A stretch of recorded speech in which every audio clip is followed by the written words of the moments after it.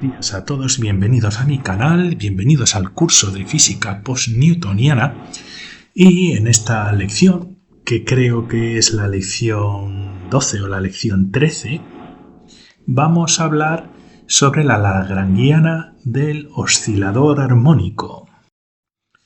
Y bueno, en las lecciones anteriores hemos comenzado a desarrollar las bases de la mecánica lagrangiana.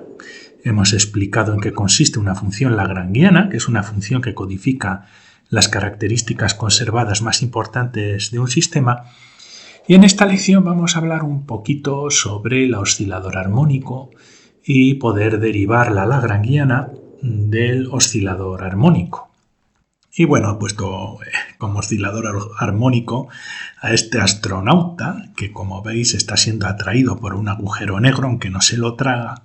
Pero la idea es que este astronauta está sometido a una fuerza gravitatoria hacia el centro del agujero negro de tal manera que oscila de esta manera, desde la derecha hacia la izquierda. Y todo oscilador armónico tiene un punto de equilibrio en el centro, justo en el centro de lo que es toda la anchura de la oscilación. Y lo característico es que el oscilador armónico, en este caso nuestro astronauta, sufre una fuerza que se llama fuerza restauradora que va dirigida siempre hacia el punto de equilibrio. En vez de un astronauta así, podríamos considerar lo típico que es un muelle que está oscilando. Y lo importante es que esta fuerza es proporcional, con una constante de proporcionalidad que he llamado aquí K, a la distancia que tiene el astronauta con respecto al punto de equilibrio. Así que consideramos X como la distancia desde este punto al astronauta y siempre va en sentido opuesto al movimiento del astronauta. Estoy convencido de que todos vosotros tenéis la experiencia de jugar con muelles, de estirar los muelles y notar cómo esa fuerza restauradora intenta restaurar la posición, en este caso de nuestro astronauta, en el punto de equilibrio.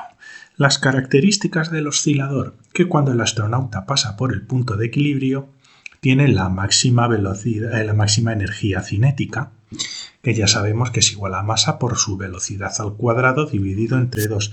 Y cuando está en las posiciones más alejadas del punto de equilibrio, tenemos todo el máximo de energía potencial, que en este caso la energía potencial del oscilador armónico, tal y como vimos en alguna de las lecciones anteriores, os voy a dejar un enlace al curso en general al final de esta lección y también os dejaré algunos enlaces interesantes en la descripción a este vídeo.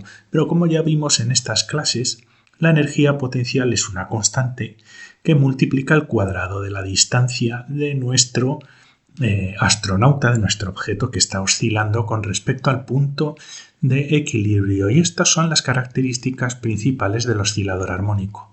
Y si le damos al oscilador una cantidad de energía total inicial, en teoría debería estar oscilando así durante la eternidad, oscilando entre un máximo de energía cinética y un máximo de energía potencial durante las oscilaciones.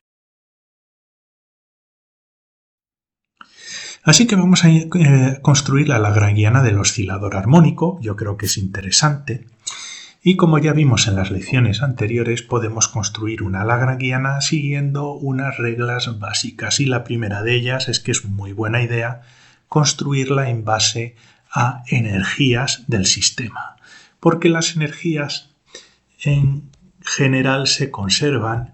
Además, como ya vimos en las lecciones anteriores, las energías son cantidades escalares, es decir, no dependen del sistema de referencia, son números que están asociados a un sistema físico. Y también vimos en las lecciones anteriores que en general las lagrangianas en mecánica están construidas con la energía cinética menos la energía potencial del sistema. Así que vamos a intentar construirla de esta manera.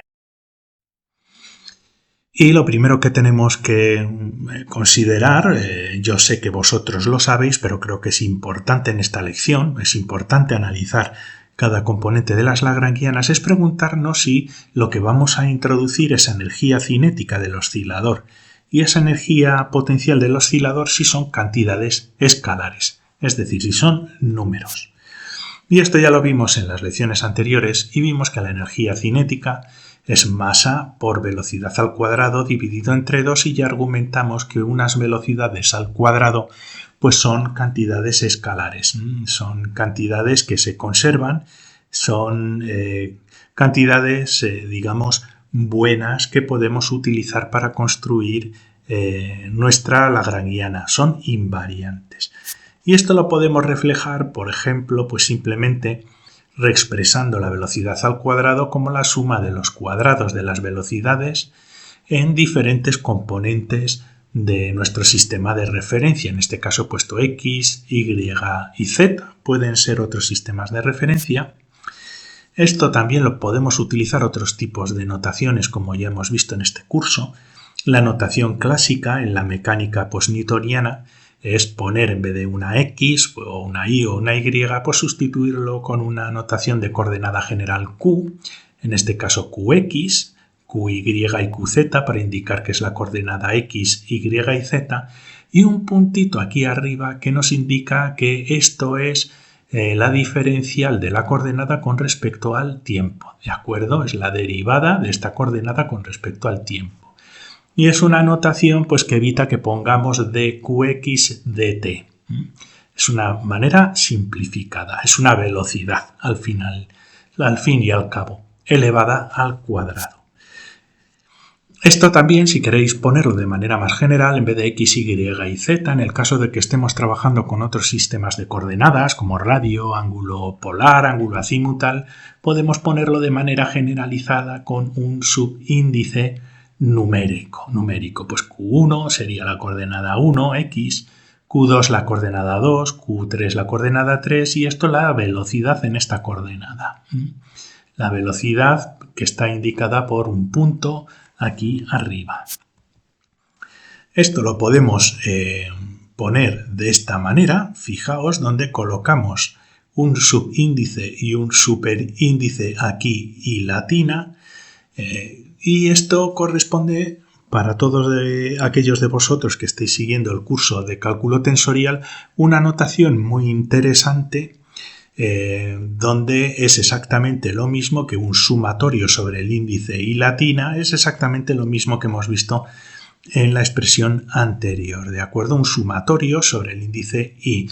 Este subíndice y sería un subíndice covariante, este sería un superíndice contravariante. Para aquellos de vosotros que no hayáis comenzado con el curso de cálculo tensorial, tampoco es necesario que os comáis la cabeza. Yo aquí voy a intentar introducirlo lo mínimo posible, no es necesario para este curso, pero os voy a dejar también un enlace al curso de cálculo tensorial en la descripción a este vídeo.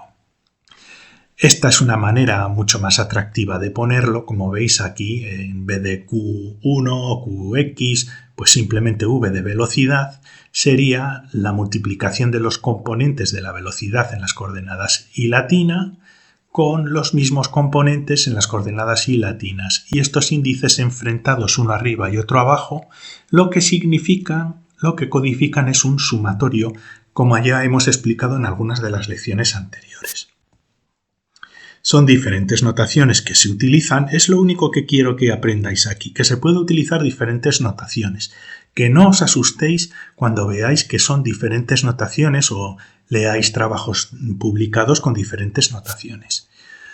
Y lo único que indican es que estamos trabajando con una cantidad escalar, con un número. Esto se llama contracción de índices. Y para todos aquellos de vosotros que no tengáis experiencia con eso, pues esta misma expresión es mejor para este curso de física postnewtoniana representarla de esta manera.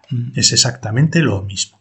Es un producto escalar entre el vector velocidad consigo mismo. ¿Vale? Si multiplicamos el vector velocidad consigo mismo, va a ser la velocidad al cuadrado y va a ser un producto escalar. Y por eso sabemos que esto de aquí es una cantidad escalar y por lo tanto es apropiada para introducirla dentro de nuestras funciones de Lagrange. ¿Y qué pasa con la energía potencial? Bueno, pues la energía potencial, como hemos visto, en el caso del oscilador, sabemos que es proporcional al cuadrado de la distancia entre el objeto que está oscilando y el punto de equilibrio. Aquí lo he llamado, en vez de x, para no confundir, lo he llamado con una coordenada un poquito más general, ¿vale? Q al cuadrado. Pero esa coordenada, esa distancia, la podemos descomponer, como sabéis, por el teorema de Pitágoras, en x cuadrado más y cuadrado más z cuadrado si estamos trabajando con un oscilador en 3 dimensiones. Y como ya hemos argumentado antes con la velocidad, esto en teoría también es una cantidad escalar, ¿vale? Una cantidad escalar, un número. Lo podemos poner también en notación de física postnewtoniana con Q1, Q2, Q3 al cuadrado, o simplemente reflejarlo de esta manera en notación tensorial para todos vosotros que estéis siguiendo el curso de notación tensorial, donde X es la nomenclatura de una coordenada general, el subíndice y el superíndice y indican si estamos hablando de la coordenada x, si es igual a 1 sería la coordenada x o la coordenada 1. Si y es igual a 2 estaríamos hablando de la coordenada 2, que puede ser y. Si es igual a 3 estaríamos hablando de la coordenada z. Y estos dos índices enfrentados de aquí, siguiendo la notación resumida tensorial de Einstein, implica un sumatorio. Sería x al cuadrado más y cuadrado más z al cuadrado. Si no conocéis esta notación, no os preocupéis. De nuevo, son diferentes notaciones para una cantidad escalar y esto lo podemos reflejar, estoy convencido de que esto es más fácil para vosotros de entender, pues con el vector posición, ¿de acuerdo? Con el vector posición es el producto escalar del vector posición consigo mismo. Aquí al vector posición lo voy a llamar como una X con una flechita aquí arriba, de manera general. Pueden ser las coordenadas X, Y, Z, es el vector de posición. Y como es un producto escalar, sabemos con seguridad que estamos trabajando con una cantidad escalar. Lo podemos colocar, como es un vector de posición, quizás estéis más familiarizados con la notación R, pero mi única intención es no liaros a vosotros, sino simplemente que veáis que hay muchas maneras, mucha notación diferente matemática y que merece la pena acostumbrarse a observar, a ver estas diferentes notaciones. En el caso que tenemos en esta lección nos vamos a concentrar solo en una dimensión, en la coordenada X, que va a ser mucho más sencillo de comprender. Entonces, estas unidades, las de la energía cinética y la energía potencial, ¿son de energía? Pues sí, ya sabemos que sí. Esto de aquí, masa por velocidad al cuadrado dividido entre 2, pues tiene dimensiones de masa, longitud al cuadrado, tiempo al cuadrado. Y estas son las dimensiones típicas de la energía. Y con la energía potencial, ¿qué es lo que tenemos? Pues tenemos una constante aquí y el vector de posición multiplicado consigo mismo, el vector de posición al cuadrado. Y eso tiene dimensiones de longitud al cuadrado, no tiene dimensiones de energía. Por lo tanto, eso nos fuerza, en nuestra lagrangiana, nos fuerza a introducir una constante que no es adimensional. ¿De acuerdo? Esta constante tiene que tener unidades de energía. Y bueno, para que se cumpla que la energía potencial representada de esta manera tenga unidades de energía, la constante, aquí he puesto como una K de color azul, no es la misma constante que la restauradora de la fuerza que hemos visto al comienzo de la lección, pues tiene que tener, estamos forzados a que tenga unidades de masa dividido 1 entre el tiempo al cuadrado. Y en los osciladores estas dimensiones están asociadas a magnitudes que conocéis bien. La masa sería la masa del oscilador y sin embargo 1 dividido t al cuadrado, que es un período, ¿de acuerdo? Podríamos interpretarlo como un período. 1 entre t cuadrado sería la frecuencia o la velocidad angular de nuestro oscilador. Entonces podríamos proponer que nuestra constante esté compuesta de la masa por la velocidad angular o la velocidad de oscilación de nuestro oscilador al cuadrado, ya que esto tiene dimensiones de 1 dividido t al cuadrado, dividido entre 2. Lo del 2 es una convención, como ya hemos visto anteriormente, que nos va a facilitar, una vez que se deriven las fórmulas, la simplificación con el 2 cuando derivemos el x cuadrado que vamos a tener en la energía potencial. Ya está, simplemente lo necesitamos estas constantes para que nuestra función lagrangiana esté de acuerdo con las ecuaciones de Newton, de las cuales se derivaron las ecuaciones que gobiernan los osciladores inicialmente.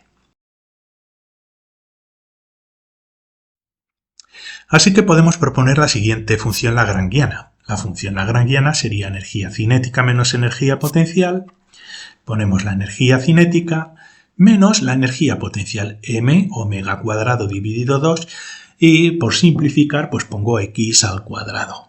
Es un oscilador en una sola dimensión. En el caso de que tuviéramos 3 dimensiones tendríamos que poner aquí un paréntesis, x cuadrado más y cuadrado más z cuadrado, si trabajamos en coordenadas cartesianas. Y esta sería nuestra lagrangiana del oscilador. Así que lo que vamos a hacer para comprobar si está bien es aplicar la fórmula de Euler-Lagrange, o Euler-Lagrange, o Euler-Lagrange, como queráis llamar a Euler o a Euler. Y pues esta es la fórmula de Euler-Lagrange que ya hemos visto con cierto detalle en las lecciones anteriores. La derivada parcial de la función lagrangiana con respecto a cada una de las coordenadas. Estas ecuaciones son ecuaciones que están restringidas a cada una de las coordenadas. En este caso, como estamos trabajando en la coordenada x, y sería igual a 1, y sería igual a la derivada parcial de la lagrangiana con respecto a las velocidades en cada una de las coordenadas, en las coordenadas en las que estemos trabajando, y después esto derivado por el tiempo. En este caso, como estamos trabajando en las coordenadas x, sería la derivada parcial con respecto a x, sería la velocidad en la coordenada x, y lo único que tenemos que hacer es aplicar esta ecuación a nuestra función lagrangiana. Así que vamos a resolverla. La derivada de la lagrangiana con respecto a x, de acuerdo, ponemos aquí la derivada parcial con respecto a x y ponemos la lagrangiana en medio. Y aquí el único término que tiene específicamente x es este de aquí, no este. Por lo tanto, en la derivación esto va a ser 0 y vamos a tener que derivar este menos m omega cuadrado dividido entre 2 x cuadrado.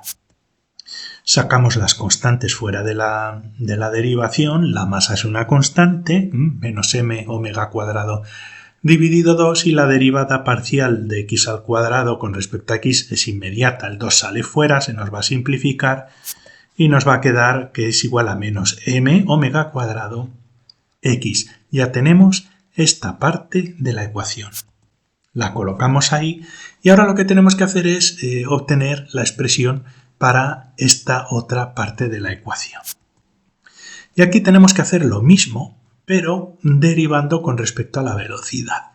Y de nuevo, el único término que va a ser derivable por la velocidad es este, que es donde tenemos la velocidad.